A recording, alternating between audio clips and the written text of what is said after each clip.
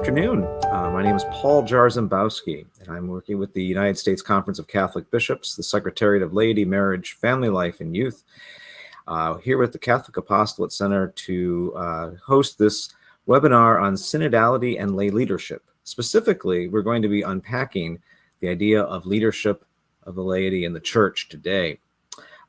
This webinar is also engaged with our synodal process that is going on in the Universal Church, and we're focusing on the different aspects of that. And one of the key terms of that is participation. And so we're going to also be looking at the participation and particularly of the laity. So I've got a wonderful panel of people along with me, and I'd like to allow them to introduce themselves. We're going to have this as recorded, so for those of you who may need to move on or want to catch this later, that will certainly be an option to you, and you can also share it with others as well. So without further ado, I'm going to introduce our panelists. I'm first going to introduce Bishop Daniel Flores, and then I'm going to, in this order, Rosie, Helen, Mark, and Matt. So, good. Bishop. Yes, well, just hello to everybody who's participating. I'm very happy to be able to be a part of this this webinar. As much to listen to what other folks have to say as to say anything in particular, but I'm the Bishop of the Diocese of Brownsville, which is the furthest southern tip of Texas on the Mexican border. I'm also, so I have a very large diocese in terms of population, and it's fairly poor. It's also probably one of the most bilingual dioceses in the country. I'm also currently serving as the chairman of the Doctrine Committee, which may sound intimidating, but it really isn't. And finally, I have been doing some work with the synodal process in the United States over the last few months. There it is. Thank you. Rosie. Hi, my name is Rosie Chinea Shawver. I'm the current executive director of the Catholic Association of Latino Leaders. Prior to this, I was in college campus ministry for 15 years, where I was also the board chair of the Catholic Campus Ministry Association and also sat on the Committee for Education for USCCB. I think most importantly, I'm a mother of an 11-year-old and a wife of a theology teacher at a local high school here in Los Angeles. And educationally, I have an MDiv from the Jesuit School of Theology in Berkeley and an undergraduate degree in psychology and healthcare and social issues from UC San Diego. So thanks for the invitation. Good to have you here with us. Helen. Hi, Paul, and everybody. It's great to be here with all of you. As Paul said, my name is Helen Osman. I have worked in the church as a communication professional all my adult life. So I've worked on the parish level, diocesan, served as Secretary of Communication for the USCCB. And during that time, my time was bookended by the papal visit of Benedict and Francis. So in the world of church communication, I have done not only one, but two papal visits and survived. So that's my claim to fame. But currently I am self-employed and I serve many nonprofits, most of whom are Catholic and several of whom are diocese.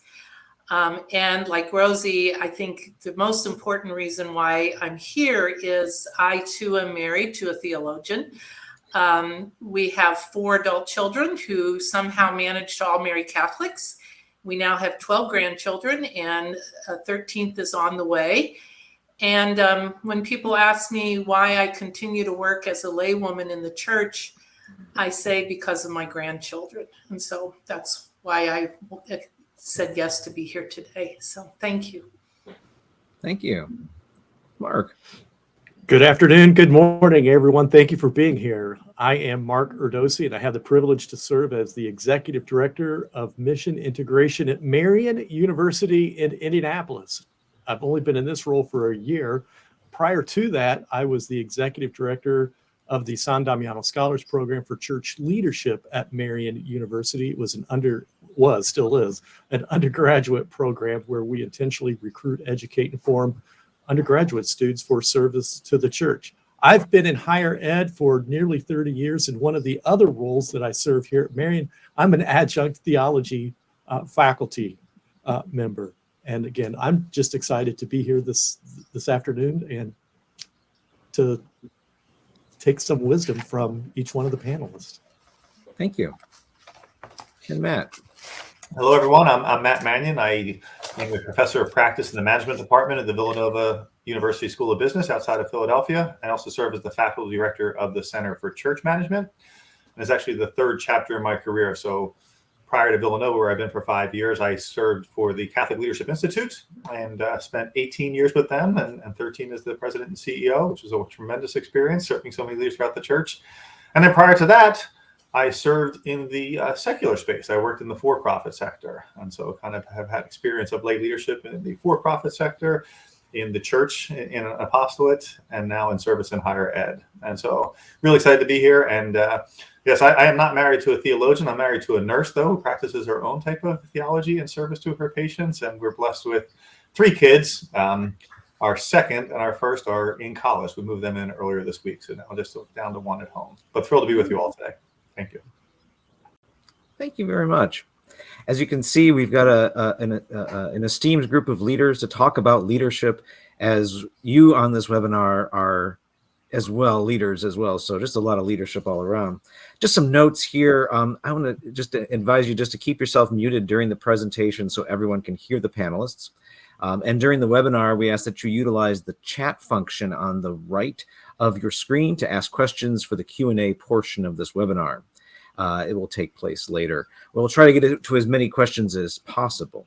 And if you have any technical issues, please message us in the chat space, and we will do our best to resolve any of those issues. So let's get into the conversation, unpacking leadership in the church amongst the laity. The first question I want to ask, and again, we're going to kind of have this in a conversational way. So if we trip over each other's words, that's just part of the whole process itself. But nonetheless, we're going to first ask, the first question I have is, how can we best engage the laity into leadership positions or into just the sense of leadership in the church?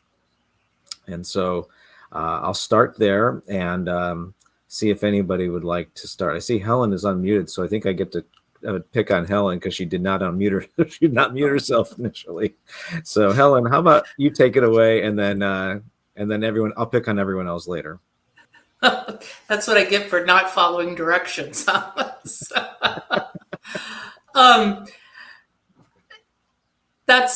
I think, a tough question, Paul, and I'm not sure if I can come up with the best way of engaging. But I guess I would like to note that I have been profoundly affected by my engagement in the synodal process. I've conducted listening sessions both for Diocese and for SIGNIS, which is the World Association of Catholic Communication Professionals. And I guess one of the things that I've drawn from those sessions is, and it seems like it's coming out in everybody's reports, the fact that we have a problem in our church in regarding how we welcome people. And, you know, when we say, how can we best engage, it sounds like we're assuming we're already engaging lay people in leadership. And I'm not sure if we're doing that intentionally, even at that level. So I hate to sound like I'm going to the bottom here at the beginning of our conversation, but I think it's an issue that we have to address. You know, we say that we want young people to be part of the church. We say that we want more engagement by lay people, but what are we doing concretely to do that? And I think it starts with a realization that what we're doing right now is not adequate, that more can be done. No, thank you very much. That it definitely speaks to, I think, in a way, the synodal process has unveiled a lot of this. Bishop Flores, you said before that you are engaged in the synodal process, so perhaps you even might be able to have some insight on that as well. But your thoughts? Yes, just kind of following up on what Helen said. I mean, I think just in our own engagement in the synodal process here in the diocese and what I've been able to kind of glean from conversations with others who participated in the consultations across the country, there is a great sense that that this initial step is just an initial step, as we just kind of get a sense of yes, of the positive things going on in the life of the church, especially in terms of just participation and so forth. But what I think will be kind of very important for us is to kind of look at also what we're hearing from people saying where they don't feel that they've got a participatory foothold in just the work of the church, which is huge. I mean, there's lots of different ways and apostolates and missionary and ministries and parishes and social services. There's lots of things, but I think we're going to get a good sense as to kind of where people are feeling a lack in that. And what I initially would say is that one of the ways that we kind of engage laity is exactly to call people forth, and that's kind of what has already begun to happen in the synodal process. Just speaking for myself here in the diocese, when we initially sort of asked the parishes to kind of call forth some coordinators to help think about how to do the consultations, to put their imaginations to work. I mean, I was deeply impressed with the passion and sort of the dedication that people brought to this. And so it's like a whole surfacing of ability that would not have made itself known if it were for the fact that we were engaging now in not on an adversarial thing, but in a consultative conversational thing, which I think has been sorely lacking. We really do have to talk to each other to find out what the needs are and what the resources are. And what we find is our best resource is our people.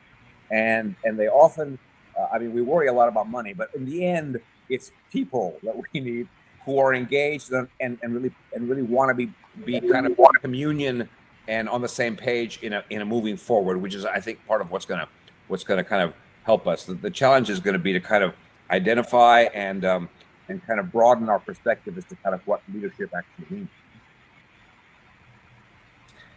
Rosie. And I want to piggyback on this. Yeah. So in preparation for this, I did refer back to some of the primary documents of the church about the lay apostolate. And the decree on the apostolate of the lay people says we're indispensable to the mission of the church, right? We cannot be church without the laity. So I just think that that's something that's important for us to recognize as we kind of move forward. But that when I first saw this question, I thought that same thing. We just need to ask. We need to ask folks to become engaged into the process. So let me give you a very practical example. When I was in college campus ministry, I noticed this young man kept on coming to daily mass. He kept on showing up, and I could tell there was a hunger for something more, but he didn't know how to get himself more involved or to find or seek community. So, and I knew we needed a sacristan, so what I did was connected him to our deacon, who trained him how to be a sacristan and who taught him the beauty of the liturgy. And he's been going to mass every Sunday and daily since. It was that simple of us just paying attention and noticing what are our faithful desiring to do and plugging them in where they're most needed and where their gifts and talents lie. And I think, thinking about the different types of leadership, there's liturgical leadership, there's catechetical leadership, there's functional, and I call it functional because it's pastoral council, finance council, etc. I think those things are really important. But I also think that we have to be helping. We can't put the cart before the horse, I guess is the best way of saying it. Folks who desire to be part of the ministry, need some sort of catechetical training and to fall in love with Christ. I know that there's forming intentional disciples and helping people grow. So where can you plug people in where they're ready, and helping listen and be welcoming? I think that's our challenge, quite frankly, is helping people where they're ready, when they're ready, into the ministry that they're ready for, and not putting, it's almost like the analogy of if you have a surgeon, you don't, or if you have somebody that needs surgery, you don't put somebody who's not trained to be a surgeon into the surgery room. So we have to be mindful, but also listening and open and hospitable. So there's a lot of challenge in that, but I think a lot of areas for growth for our church and for our laity. Well, I'm going to kind of pivot, and I see Matthew just on. Actually, I'm going to call on. You're my next person I'm calling on, because it kind of brings up the question. You talked about different dimensions of leadership in the church, and you mentioned catechetical, liturgical, etc. but that's, I think, in a way, this notion of leadership also is broad. And I think Matt, you can maybe speak to some of the things that you're working with, which even goes in other directions. And so maybe you can even explain some of maybe perhaps of what you do work with the Center for Church Management and with your experience in leadership, maybe kind of unpacking a little bit about just how far what do we mean by leadership and what are we talking about here? So Matt, would you be able to respond to that? Sure. And I do think, building off what everyone else has said, and particularly building off of what Rosie just said, I think one of the pieces that I would encourage us all to be sensitive to is when we talk about leadership in the church, is to be sensitive of falling into the trap and training our lay people or forming our lay people into thinking leadership in the church is only in the church. And so, I have roles, and we all have roles in service to the church, the institutional church. But I often say, I think one of the most important things I do, besides my role as a husband and father, one of the most important things I do is a weekly Bible study that I lead in the business school for the faculty and staff there, which is not part of my parish ministry, not part of my baptismal call as a disciple and a way that I witness to my faith. So reminding people that primarily lay folks, our role is in the world and is not in the institutional church, I think is one of the first things just to keep in mind and keep the vision. While we absolutely need people to give their gifts in service to the church, also the service to the church is in the world. And I think sometimes forget that. I sometimes forget that. But I think the other piece too, particularly with our work for the Center for Church Management, I mean, we're trying to help people, both ordained and lay leaders, and trying to help them with the management of the church, the finance, the HR, a lot of the things which can get in the way of the transmission of the gospel and can be a drain on people's energy. And I would say the biggest piece of advice that I would offer for that, and I think it's been an obstacle to some lay people's participation, is I think we can fall into this trap that there's this false dichotomy between the pastoral mission of the church and the management of the church.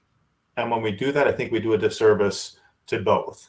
And so I think all pastoral decisions is a big part of our program. All pastoral decisions should take into account the people, the money, the resources necessary for it.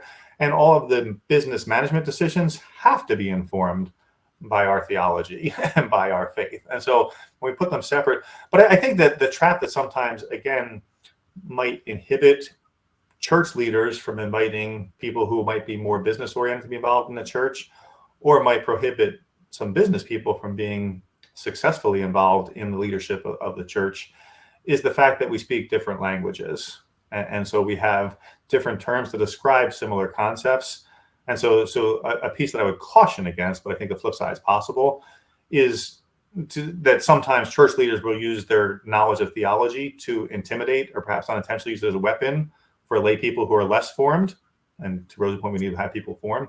I think some business people can also come in and use their knowledge of business as a kind of way to intimidate or weaponize against folks who are not trained in business. So I do think one of the big opportunities is to almost help people become bilingual and to provide translation. And I think in terms of engaging laity, yes, you do it by engaging laity, by being in relationship with one another, as we've seen. And I guess I agree the synod was a great way to do it. And in doing that, we can start to understand, okay, when you talk about this, what does this mean? And when you say this, what does this mean? And I think if we can do that, I think we can break down the wall, at least relative to some of the managerial issues that we face in our church and some of the finance and HR issues. I think we can break them down and actually have it not be separate. Here's the pastoral and here's the business or management of church, but that they're integrated and we're doing it all. And that those things reflect and transmit the gospel because of how we spend our money or how we treat our people or how we organize our structures. All those things can be informed. But I think we have to overcome that temptation to separate the two in ourselves and in those we're trying to engage. Well, thank you very much, Matt. You mentioned also this dichotomy that does exist in the kind of the pastoral or business, the people who have a sense of knowledge of either the faith or knowledge of their field and needing to be bilingual. And that, it kind of speaks to what Helen was initially talking about, is that sometimes some of those barriers can be even, we can't even get past the participation, let alone an engagement towards leadership because of that. Another thing that has come up, we know in the synodal process, has also been when the relationship between clergy and laity, and that's yet another potential I dare say obstacle, but it does certainly provide another sense of balance that needs to happen. So since that isn't kind of like I don't want to say the elephant in the room, but there is, when talking about the laity, of course, what leads one to say, well, what about the non-laity that are working in the church, the clergy? So how can we work together to really create a functional church? Like, what does it look like for the clergy and the laity to work together? Bishop Flores? Well, I think this is really a key issue, and I would just start off simply by saying one of the most important fundamental aims of the whole synodal engagement, certainly around the world, but I think particularly in the United States, is that we really do have to begin to learn how to listen to each other again, because we may think we do, but we really don't. Because what I mean, at least in a lot of instances, I'm talking clergy, laity amongst themselves, clergy amongst themselves, bishops to priests. There's a lot of, I'm not saying it's everywhere, but a major reality that we've been living with now for a while is that we approach people and we already have kind of our defense mechanism, because we want to kind of figure out, where are they coming from? Like, what side are you on, right? Because we all have, and I'm not saying it's just one or other side, but they're just people who look at issues and see the issues as the lens through whatever the issues are. I mean, there's lots of them. The lens through which then they look at the person and hear the person. And so part of the synodal sort of the basic thing about the synodal sort of reality, which is a spiritual process, it's not an opinion poll, as the Holy Father has said 1,000 times. It's a capacity building to be quiet for a while and actually hear what the person is saying. If we don't do that, none of what the rest of we're doing is going to really be as effective as we would ever hope it to be. And it seems to me that we overcome an awful lot of animosity or imagined dichotomy when we listen to people. One of the things I discovered is that when they discover, well, we have a lot more in common than I thought we did. Well, that's good. Now we can start something. But I just think it's such a basic thing. And we presume we have the listening skills as human beings in the modern world. And in fact, I think we have poorer listening skills as human beings in the modern world than maybe they did 150 years ago. I won't even, maybe because we have a lot of voices coming at us, but we agendaize our conversations, and that's got to kind of be cleared away. And then we can kind of, because it's not them and us. You see, the thing is, we go into this them and us thing. It's us. There ain't nobody else. I mean, we are the church. That's all of us. So we're all here in this together. So let's kind of like listen to each other and try to make a way forward that way, for Jesus. Thank you. Helen. I just wanted to affirm what Bishop Flores just said, having worked for many bishops, including the entire U.S. conference for 8 years, and a few pastors and other leaders in the Catholic world. I have found the best way for me to work with clergy has been when we both approach it with an idea that we're about this together, right? And when creativity is respected and innovation, and I know, as you said, Matt, those are business terms, but I think one archbishop whom I worked for always said, no, we're not McDonald's, but we do want to take the best principles of the business world and bring them to the glory of God for the salvation of souls, right? That deserves the best that humanity has been able to manage up to this point. And so, but again, that's a perhaps unconscious attitude that some people have, and that others do not have that attitude. And it requires a really deep listening, not only to others, but to ourselves, and how we respond to people when we're sitting around the table. And I guess, and that's the other piece I just wanted to say, that song from Hamilton keeps running through my mind. I just want to be in the room when it happens, and I have to say that's perhaps been my mantra as a laywoman in the church. I just want to be in the room when matters of importance are discussed. Not to say that I get to decide, but I would like to have my perspective as a mother and a grandmother, a laywoman who has no letters behind my name, included in the conversation. Oh, that's a great point. Thank you very much. Yeah, I think representation is, key. And I think that's a good thing for us to talk about. We're talking about participation. First of all, is of course the engagement to get people to want to be engaged. And the other thing is the receptivity to want to receive that engagement. Mark, you were going to say something there. So Yeah. Hi. How are you? Good to see you. I was going to start from this perspective that we all have a common baptism. And because we all have a common baptism, that makes us on the same team. We all have different functions, but we're all essentially on the same team, given the same mission in Matthew 28:19 to go therefore, to preach, to preach the good news to the world. And I think Lumen Gentium, number 31, kind of picks this up, the Matthew 28:19, especially for the laity, when it says that the reality of the laity are to seek the kingdom of God in temporal affairs and direct them according to God's will. Well, we do that.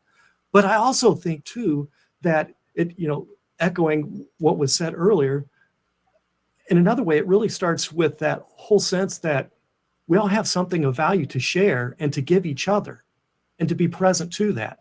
I work at a Catholic and Franciscan institution, and if I've heard this story once, I've heard it probably 1,000 times, and it's when Francis embraces the leper, and he says that that which repulsed me no longer did. He gets off his horse and he goes over for whatever reason and embraces the leper, someone who he should have stayed away from, but there was something about that encounter that motivated him to go embrace the leper and to realize that the leper had something of value to give to him. Please do not hear me saying that I think that laity are the lepers. That's not what I'm saying. I'm using that as an example that, in all of this, we have the same common baptism, and we should listen to each other. We're after the same things, and how do we do, to invite people into this. And again, what they're called, is to preach the gospel, the good news of Jesus Christ. I mean, Pope Francis in Christus Vivit starts off with Christ is alive. He is our hope, which I think is an echo of St. John Paul II, because St. John Paul II said that a lot. He is our hope. And then that reminder that Christ is in you and he is in you and he never abandons you. He's addressing that to young people, but he might as well be addressing that to all of us. Well, and actually, and later in that document, Francis speaks of the idea of the synodality as community on a journey. That caravan that we see, the Holy Family going to Jerusalem with Jesus, and that synodal spirit of being on a team together. So that we all have a role, but we're all on a team. Mark? So I was just going to add to that. You were talking about synodality, and that we're going on this journey together. So I'm very blessed. I get to teach an intro to theology class, and one of so we talk about a lot of different things. We talk about the four Eucharistic ecumenical councils, beginning in the 4th century into the 5th century. And then just for fun, I always throw in Vatican II, and I talk, and part of what I'm trying to get across to my students is this, that collegiality gets messy. Listening to other people gets messy at times. And sometimes other people will say things that will totally disagree, that you will totally disagree with. But the thing that about the church fathers, in those ecumenical councils in Vatican II was this: they entered into the process, and they all moved. They listened to each other. Did they agree with everything each other said? No, they didn't.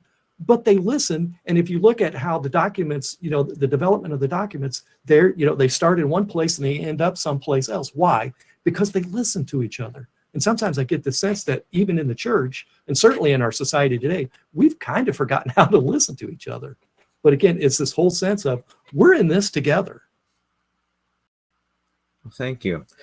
So I'm just going to remind the audience that again, utilize that chat function to the right of your screen to ask questions, because we're approaching about the midway point of our time together. And so we're going to start moving into some of your questions. But I've got one more question before we do that.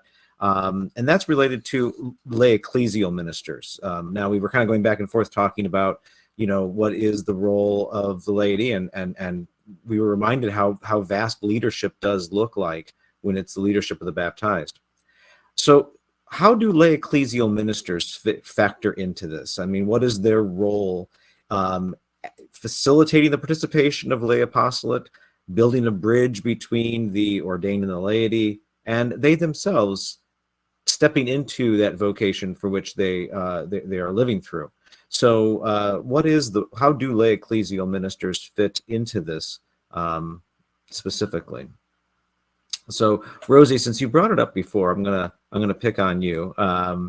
You brought up before about some of those different roles. So as a lay ecclesial minister yourself, you speak to some of that. Yeah, I found this question kind of challenging, and I'm not sure why.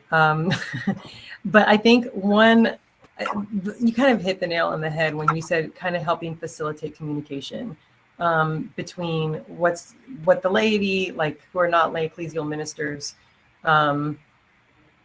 between their thoughts and what they're kind of discerning, as well as what the clergy and others might be discerning, and helping kind of fill that communication gap, and helping to facilitate, because clergy can't be everywhere all the time. And we're like, if you're a lay ecclesial minister at your parish, you're helping to bring what you're hearing into the staff meeting settings, and you're helping to discern as a group, like where is the best place to go for the parish through the lens of evangelization and helping people grow closer to Christ. So to me, that was the thing that kept on sticking to me as I was praying through that question.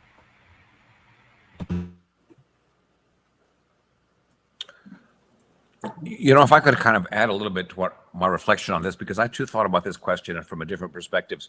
I think facilitation is the key. I think the issue of communication is looms fairly large in the synodal discussions that took place in various parts of the country, and I think lay ecclesial ministers, partially because of their formation, which is key, and their actual ministerial experience, can be really pivotal, we could say, in kind of facilitating a communication that involves more. Because if we're not in the church facilitating greater participation than ourselves, then we're not quite getting how it's supposed to work. So everybody in a certain sense is a facilitator. But on the other hand, and I'll just make this a brief, it's not the main thing, but it's something I worry about, and it's just me. I'm not speaking for any other bishop or any committee or anybody like that. I worry that we over-professionalize leadership, because this country, and it's a cultural reality. It's a gift because we have many fine educational institutions.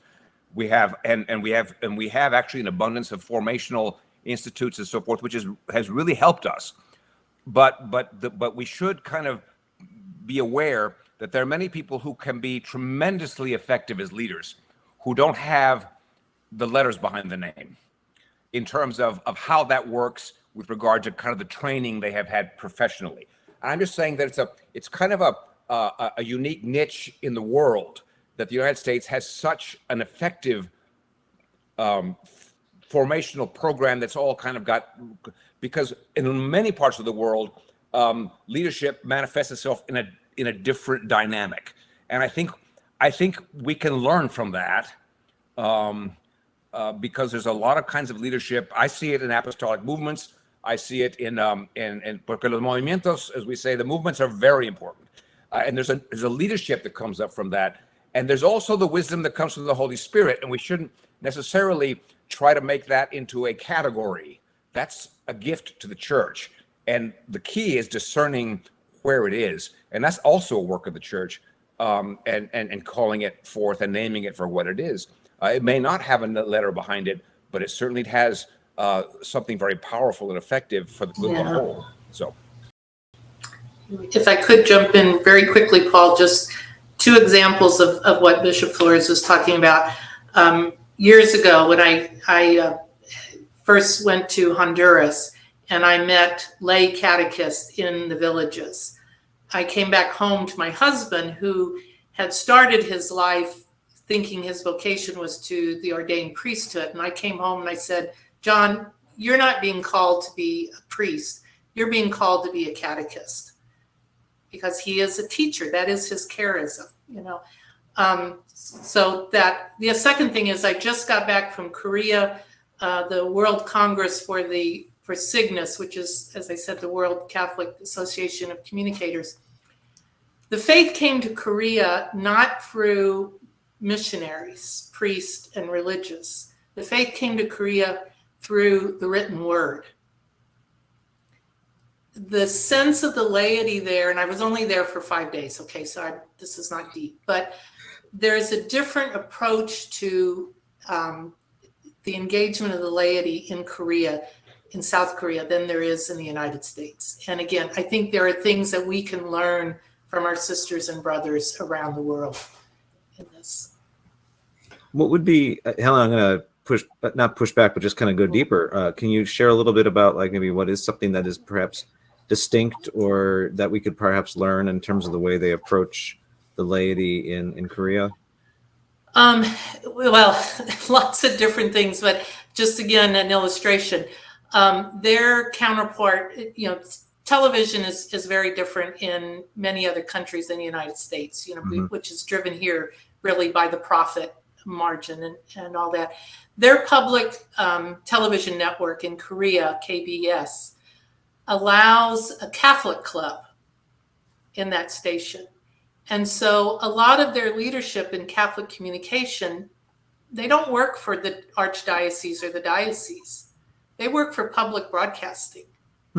And so they are influencing the programming that's happening there, the vision that's happening there, in a way that we don't do here in this country. And of course, you know, we have this concept of separation of church and state, and you know, there is anti-Catholicism here. But I think, again, it's more to this question of, what do we as lay people do to influence our society here to spread the good news of Jesus?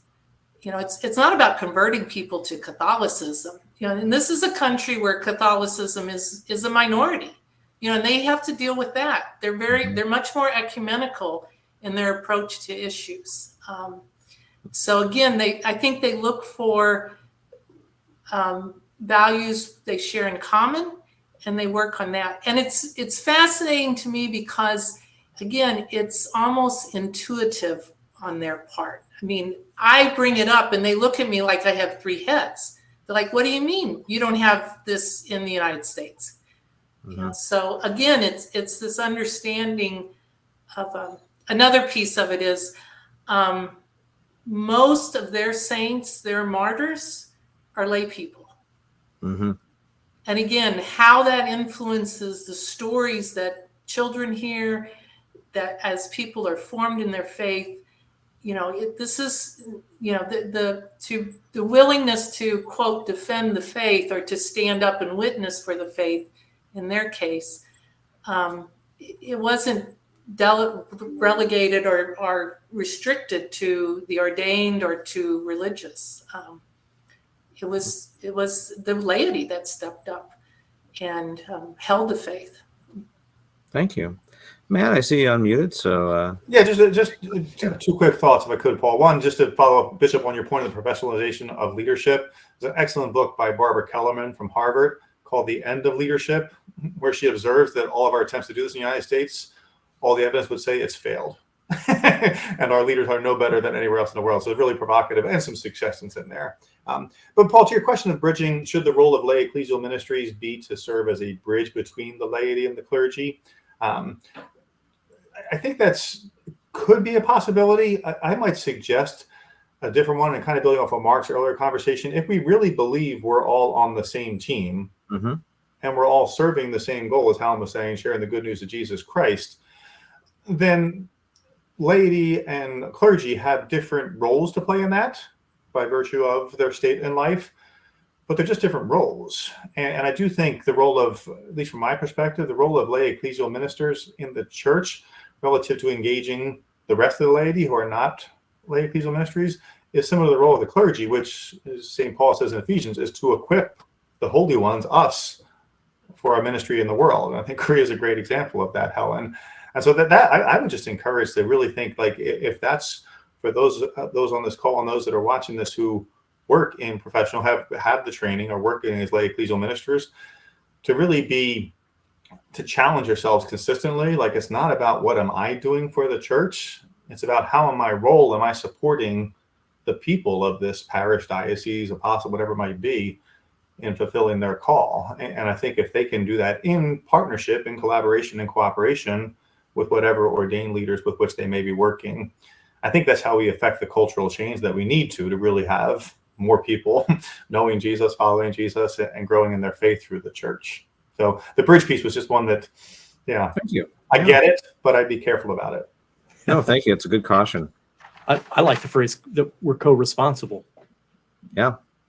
I like that a lot for so many reasons. Why? And again, I've been in higher ed for a number of years. So Rosie and I have a shared background in college campus ministry, where really, without the involvement of our students and faculty and staff, campus ministry by and large isn't going to happen on either Catholic campus or even on a state or a private. It just doesn't. And Bishop Flores, I'm so glad that you mentioned the movements, because when I was reflecting on this question, that was where my mind first jumped to.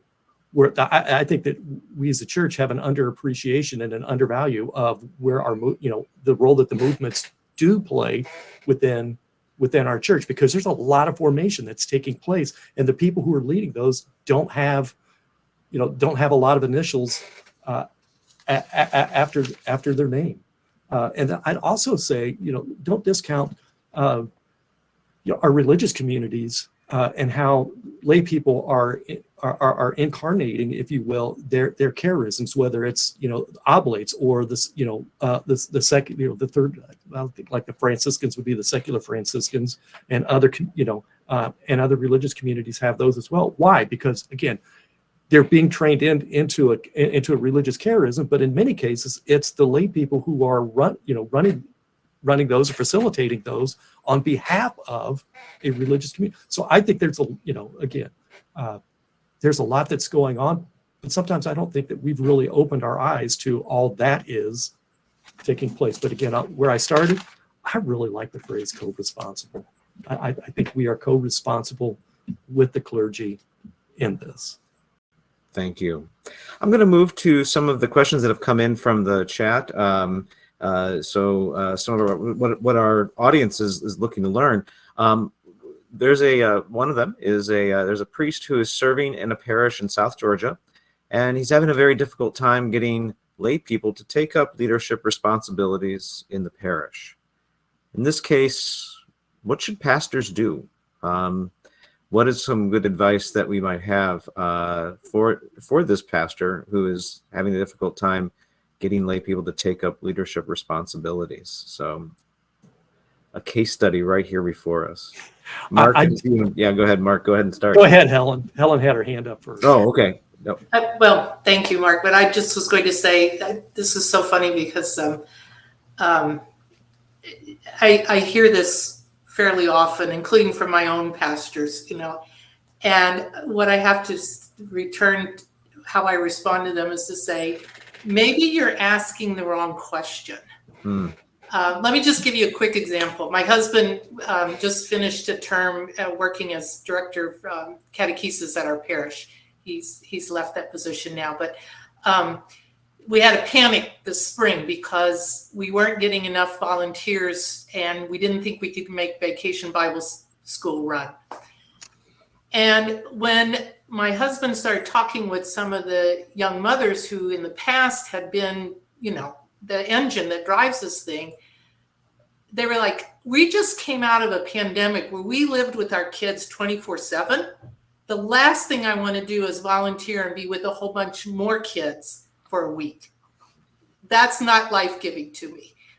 So it's like, maybe you all need to rethink your VBS. That's pretty harsh, but these were young moms.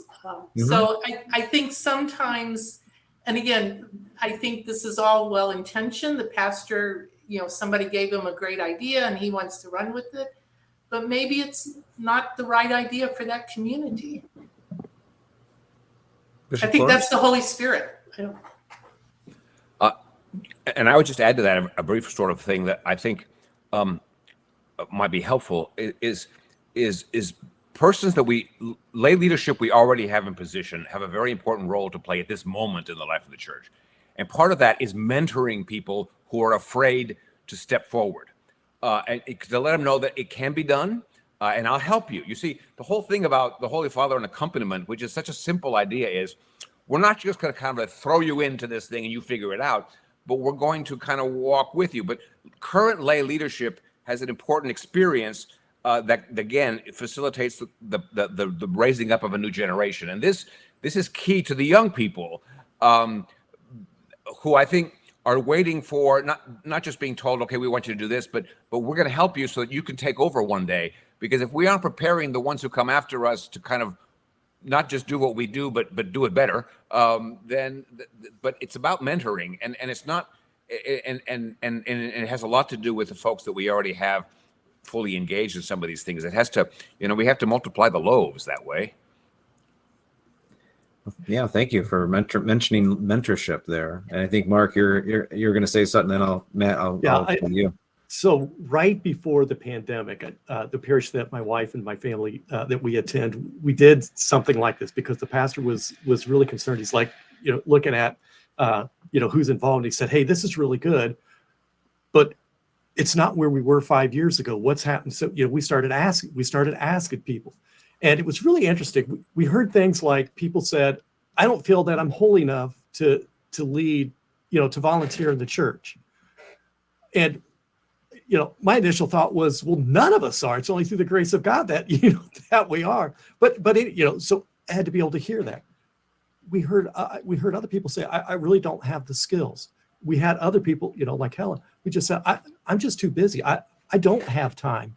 And one of the things that we were able to do with our pastor is, here's what this commitment might look like in a given month, but we did it in such a way, we phrased things in such a way that made it accessible to people. And Bishop, I am so glad to hear you talk about mentoring, because I felt like in the last 20 years that we as a church have in some ways forgotten how to mentor young people into the life of the church and into ministry. Let me give you an example of that. I've worked with, again, college students for 20 plus years. A number of my students have graduated undergraduate and became full-time youth ministers, directors of music ministry, catechists, religious educators, the whole gamut. And in almost every case, as a 22-year-old, they go into a parish full-time. And the expectation is that they act and talk like they're middle-aged. And then the students coming back in conversations with me, especially in that first year in ministry, are like, I don't think I want to stay. I suggest that we need to change this because, I'm going to throw this out there. Well, we've always done it that way. Well, and some of the young people are saying, well, it was broke, in the 1970s. Why are we still hanging on to it? But then working with them to, how do you affect change? But it really, for me, a couple of years ago, that insight was maybe we need to help, when one of our alums goes into a parish, maybe we ask the pastor, can they identify a person who could serve as a mentor?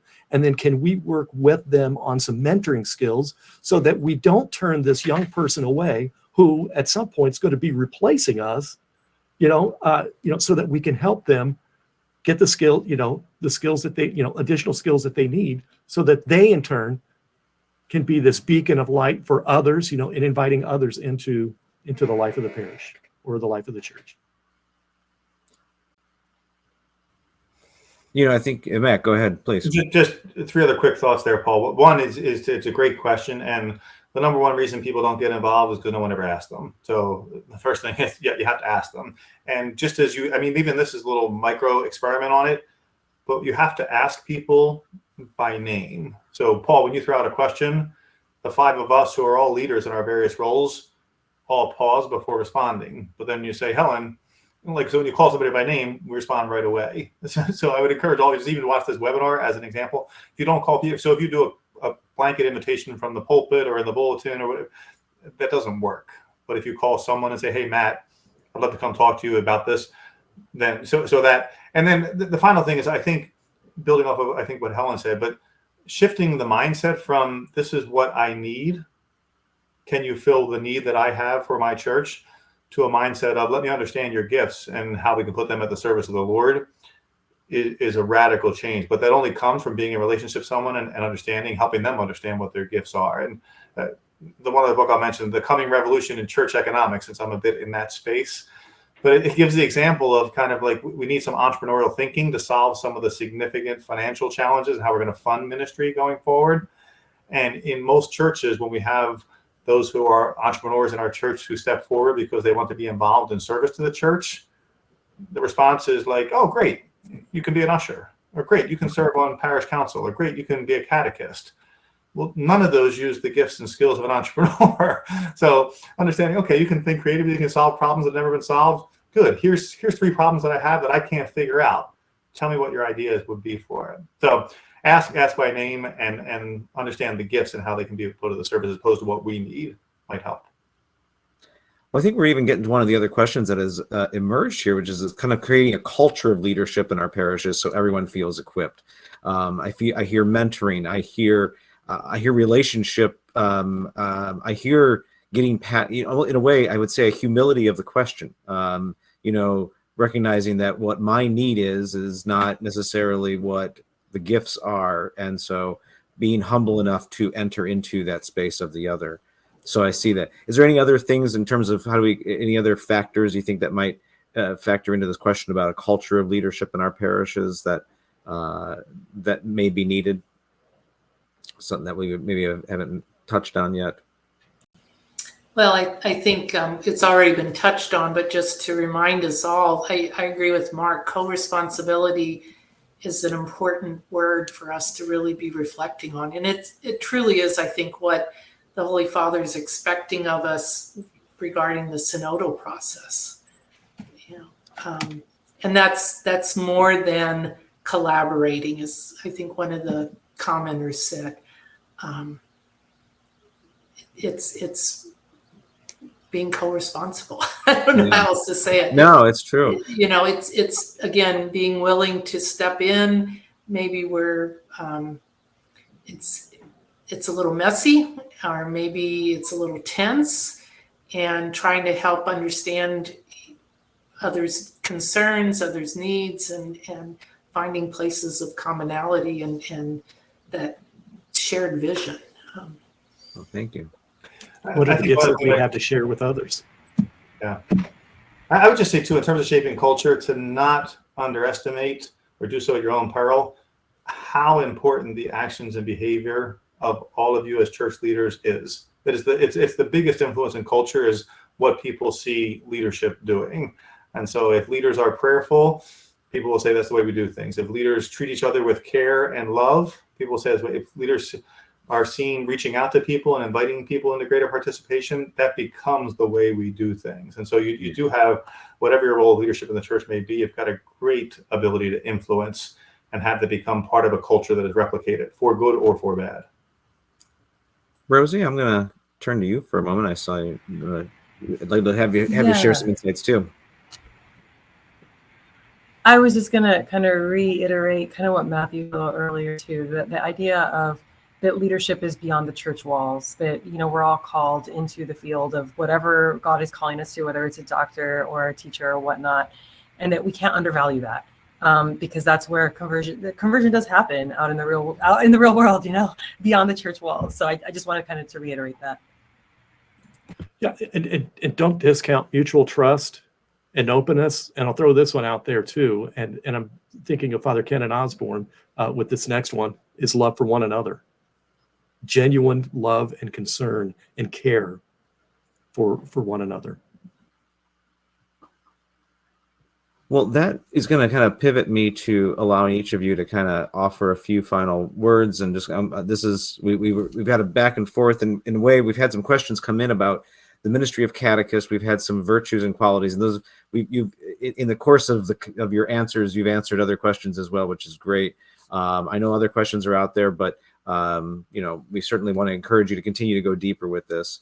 But I want to just kind of turn back to my panel and just if there any final words of wisdom related to this, something that perhaps we didn't get a chance to talk on that needs more exploration, or just simply a final thought before we head on our way. I'm going to I'll begin with Mark, then Helen, then Matt, then Rosie, and then Bishop Flores. You get to be the cleanup batter there. So, Paul, as soon as you started talking, can you hear me? we can, yeah. You can. Okay. I was just thinking, I hope he doesn't call on me first, because I'd like. Yeah. So I'm going to take a stab at this. I think so. I worked in sales and marketing before I came into ministry, and part of the reason, and I've certainly heard a call into ministry, and there were a number of people who said to me, "I think you would be good at this," and there were people who walked with me, who accompanied me through this, and I've never forgotten that. And a lot of what I've done in ministry, I've tried to emulate that. But part of the reason for me was we have the greatest story to tell and invite people into. I mean, we just do. What we can offer people can be life-giving. Yes, those of us who work in the church full-time, we have a great gift because we get to walk alongside the clergy, but we also see the church in its divine and its human states. But again, we have the greatest story to tell and invite people into.